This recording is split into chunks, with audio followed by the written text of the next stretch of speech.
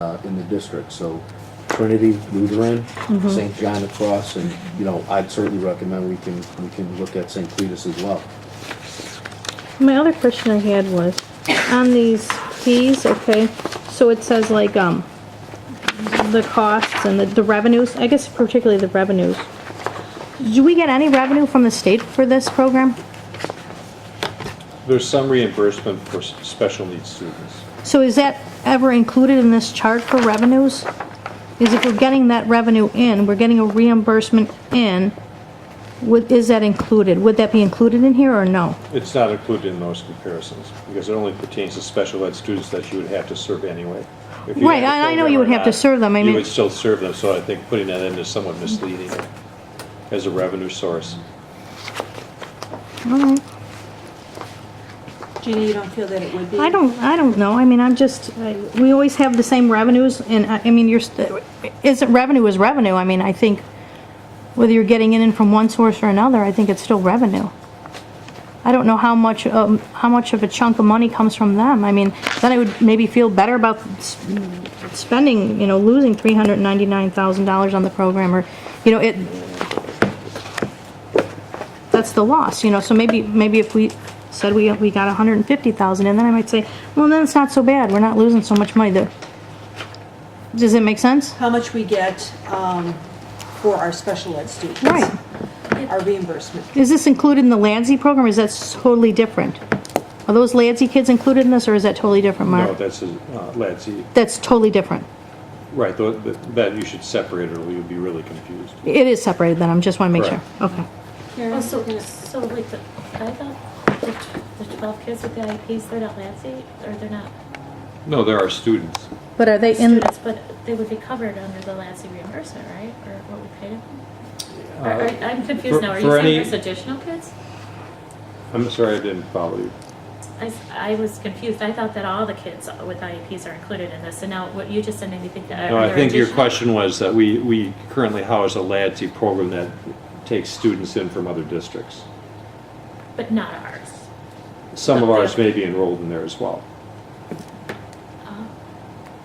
And they're not included in here then. Those are exclusively special needs students. Yeah.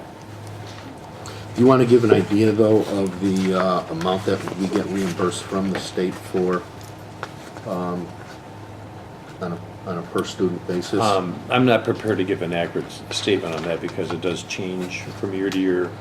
Okay.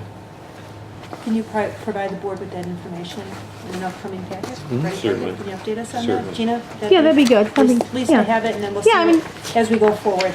perfect, Okay. thank you. All right. I do have a question. The dollar amounts are different. I'd just like to get a sense of what went into your decisions to come up with some varying amounts, as opposed to just saying, okay, we're just going to do a straight, 4% across the board, or just a little bit as to what went into the Finance Committee's decision on this. Go ahead. I just know that we did 5 and then 6%. What we were trying to do, and I might be misquoting because I don't have my notes with me, was that we wanted to try to encourage 5 days. So that was, the percentage was 1% less than the other days, the 2, 3, and as far as an increase. So if you figured out a percent increase, the 2 and 3 days went up 6%, and the 5 days went up 5. So that was done purposely? Yes. Okay. Yeah, I think another consideration is that we looked at the comparisons for the 5-day compared to what other schools are doing, that they tend to discount a 5-day versus a 2 or 3, so that was another consideration. Okay. There was discussion about it, and we didn't want to discourage, we were afraid if we did something too aggressive, we would turn people away with it. So, I mean, I agree with Gina. I think that we should try to up our fees so that they cover our expenses, but unfortunately, it's not going to happen. So that's why I encouraged, if it was a smaller percent increase. I think it's justified. And I'm pretty sure St. Cletus was higher than us for the 5 days. So maybe, if you don't mind, Mark, because that is right in the neighborhood, we could see what theirs is. Because I know they had a 5-day program. Kensington is a 5-day program, I know that. Just to maybe, if we got that in a Friday packet, to put us on these. Sure. Is that okay? Anything else? Yeah, so as I look at the comparison of, revenue direct costs and the net, and I go back to say 4 years ago, and we've got about a 34% increase over that period of time, from 2009. And then I go back again from 2009 back to 05-06, there's a 45% increase. I guess, my question is maybe at a future board meeting, can we look at what's happening from a direct cost standpoint? Because it seems troubling, for us to be able to keep up, we're gonna wring our hands over increasing tuition 5%.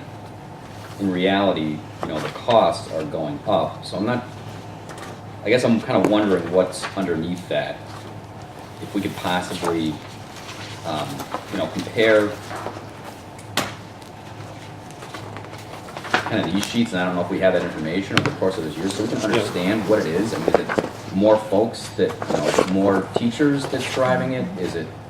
There's a couple factors. I can address a couple of the most prominent ones now. One is an increase in special needs students in both preschool and extended day kindergarten. The second thing, and you actually have this in your packet, is the amount of free and reduced, particularly, and if you look actually on the page that it gives for 4 years the IEP subsidies and the free and reduced subsidies. Right. So It was about 93. yeah, when you can see in 2008 to 2009 where any IEP student does not pay a fee, so that's increased, that's doubled in 4 years' time. So again, that's dictated by the number of students. So that is really increased. Then basically the same percentage-wise if you look at the free and reduced subsidy. So that went from in 2008, 2009 was 16,000. So currently that's doubled in 4 years to 32,000. So those are the two biggest factors that have upped our direct costs. But Mark, also to Gina's point though, those who we are subsidizing under free and reduced, that is strictly the district who is subsidizing. Right. Whereas those students who have IEPs, there is a revenue source that is offsetting some of those costs. There is some reimbursement that we get like a year later. Right. But we still get nonetheless, it. But we still get it. Maybe not in that given year, but we still do Yeah. get it. I would just be But the curious as point to what it being is is. that that's still, regardless of the amount that we get, it's not, doesn't cover the majority of the costs. I can tell you that, not far from it. But is it like $100 a kid or $1,000? I don't like to advance a figure if I don't have the exact one, so I'll need to. Research It does change from year to year. But we definitely increased our number of aides. Right. Oh, you have to. Karen and I went through the numbers that night, and Karen, you correct me anywhere or add in any time. But we went through the numbers that evening, and housing the program in-house and having the district subsidize the dollar figures that you're seeing is far cheaper than what it would cost the district to eliminate the programs still have to administer a program for, IEP students. And that was, the cost of that, sending them outside the district, far exceeded the dollars in costs that you guys are looking at here.